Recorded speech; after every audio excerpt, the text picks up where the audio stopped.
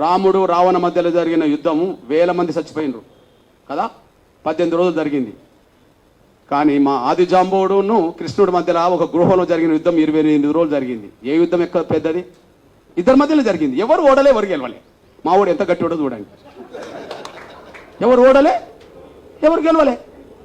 లాస్ట్కు మా ఓడు అనుకుంటాడు జాంబవుడు, అరే నీ అమ్మ, ఈ దేశంలో ఈ ప్రపంచంలో నన్ను ఓడించేటోళ్ళు ఎవరై ఉంటారంటే, ఓహో రాముడి కాలంలో నేను అడిగాను, రాముడితో యుద్ధం చేస్తాను అన్నప్పుడు, ఇంత మనం చేసుకున్నాం కదా రాముడి యుద్ధం, నీకు ఈ జన్మలో వద్దు కానీ నీకు వచ్చే జన్మలో కృష్ణుడు అయిపోతే అప్పుడు నీకు ఏదో రకంగా యుద్ధం చేద్దాంలే అని అంటే, ఇంతకాలం నాతో యుద్ధం చేస్తున్నాడు అంటే ఆయన రాముడే అని చెప్పి, నువ్వు దేవుడి అవతార పురుషుడు కాబట్టి నాతో ఇంత యుద్ధం చేసినావు అని చెప్పి మళ్ళీ కాంప్రమైజ్ అయ్యి మళ్ళీ రాముడు ఆ కృష్ణుడికే కదా మా జాంబవతిని మా అక్కనిచ్చింది. ఈయన ఒక మణిహారం కోసం వెతుకులాట చేస్తూ, ఒక మణిహారం ఉన్నది, ఆ మణిహారం ఒక అతను మెడకేసుకొని వస్తుంటే సింహం తింటది. జాంబవంతుడు ఆ సింహాన్ని తీసి చంపి ఇది తీసుకొచ్చుకుంటాడు, బిడ్డకు దగ్గర ఆడుకుంటుంటాడు ఆ వస్తువు.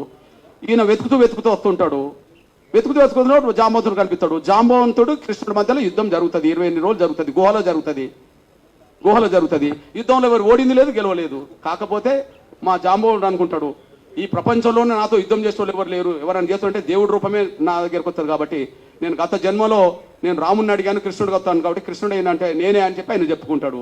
అప్పుడు బహుమానంగా ఏమిస్తాడు మా జాంబవంతుడు? ఎవరినిస్తాడు? ఎవరినిచ్చి పెళ్లి చేస్తాడు? మా జాంబవంతునిచ్చి పెళ్లి చేస్తాడు. ఇవంతా రామాయణం మహాభారతంలో ఉన్నది కదా. మరి జాంబవంతుడు మా బిడ్డ మా అక్కనిచ్చిందంటే ఎవరు మాకేమవుతాడో కృష్ణుడు చెప్పండి. మా జాంబవంతుడు మా పెద్ద ఆయన, మా పెద్ద నాన్న అనుకుందాం. మా జాంబవంతుడు బిడ్డ మాకు పెద్ద అక్కే కదా. మా పెద్ద అక్కను ఎన్నో భార్యగా చేసుకున్నది మాకు కృష్ణుడే కదా. కృష్ణుడు మాకు బావ అవుతాడు కదా. మా బావ ఉన్న కాడ మేము ఎందుకు పూజారం కావాలి? నాకు అర్థమవుతుంది. మా బావ ఉన్న కాడ మేము ఎందుకు పూజారం కామే? మా బావ దగ్గర కూడా మీరేనా మళ్ళీ పూజ వృత్తి చేయడానికి? రాముణ్ణి గెలిపిస్తాం, రాముణ్ణి కాపాడుతాం, మళ్ళీ ఆయన దగ్గర ఉండొద్దు. మేము ఇటు పోవద్దు, వాడు ఉండద్దు. ఇది పెద్ద డ్రామా వీళ్ళది. ఎడిపోవద్దు, వీడు మతం మార్చుకోవద్దు, మళ్ళీ వీడు ఉండద్దు, ఈ పూజారి కట్టుకి రావద్దు. ఇది చెల్లదు. రాముడితో మాకున్న సంబంధాలు మీకెక్కడి? కృష్ణుడితో మాకున్న సంబంధాలు మీకెక్కడి? రాముడితో మాకున్న సంబంధాలు మీకెక్కడి? వాల్మీకి రామాయణ ప్రకారంగా. కృష్ణుడితో మాకుండబడే బంధుత్వం మీకెక్కడిది? మహాభారత పరంగా కదా.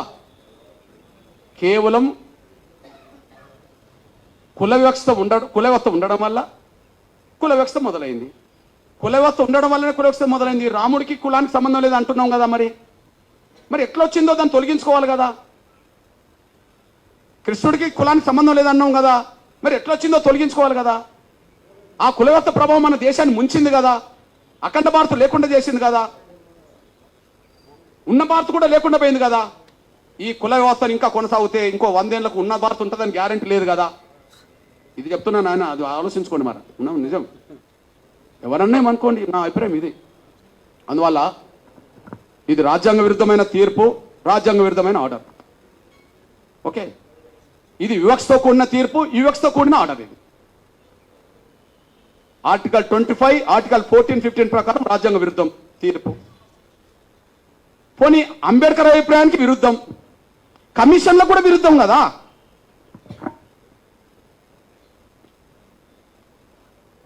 రంగనాథ్ మిశ్రా కమిషన్ దళితులు క్రైస్తవ మతం తీసుకున్నప్పటికీ వాళ్ళ మీద కులవక్షత పోలేదు, అంటరాంతనం పోలేదు. దళితులు కులవక్షత దళితులు క్రైస్తవ మతం తీసుకున్నా రంగనాథ్ మిశ్రా కమిషన్ రిపోర్ట్ ఇచ్చింది కదా, కేంద్రం వేసిందే. అదే సమయంలో ఇది 2007లో వేస్తే సతీష్ దేశపాండే కమిషన్ రిపోర్ట్ కూడా ఉన్నది. సతీష్ దేశపాండే కమిషన్ రిపోర్ట్ కూడా ఉన్నది, 2008లో వచ్చింది. ఇందులో కూడా దళితులు క్రైస్తవ మతం తీసుకున్నా వాళ్ళ మీద కులవక్షత పోలేదు అని చెప్తున్నాడు, అంటరాంతనం కొనసాగుతుందని చెప్తున్నాడు. ఇది కమిషన్ల అభిప్రాయానికి వ్యతిరేకం, కేంద్ర ప్రభుత్వం వేసింది. ఇది ఆర్టికల్ రాజ్యాంగం ప్రకారంగా రాజ్యాంగానికి వ్యతిరేకం, ఆర్టికల్ 25కి 14, 15కి వ్యతిరేకం. ఈ 1950 రాష్ట్రపతి ఆర్డర్ అనేది అంబేద్కర్ అభిప్రాయాలకు విరుద్ధం, ఇది మా స్వేచ్ఛకు విరుద్ధం. ఇది మా హక్కులకు విరుద్ధం. ఈ విషయంలో మీకు ఒక విషయం గుర్తు చేస్తున్నా. నేను అంటున్నా, మన సనాతన ధర్మాన్ని బయట ప్రచారం చేస్తుంటాం, హిందూ ధర్మాన్ని ఇక్కడ కుల వ్యవస్థ గురించి అక్కడ చెప్పకుండా హిందూ ధర్మం గొప్పతనం గురించి మాట్లాడుతుంటాం. నేను అంటున్నా, ఈ మధ్య కాలంలో 100% ఫండమెంటల్గా ముస్లిం దేశాలుగా ప్రవక్త దేశాలుగా ఉన్న కాడ మన హిందూ దేవాలయాలు ఏర్పడుతున్న విషయం మనం మర్చిపోవద్దు.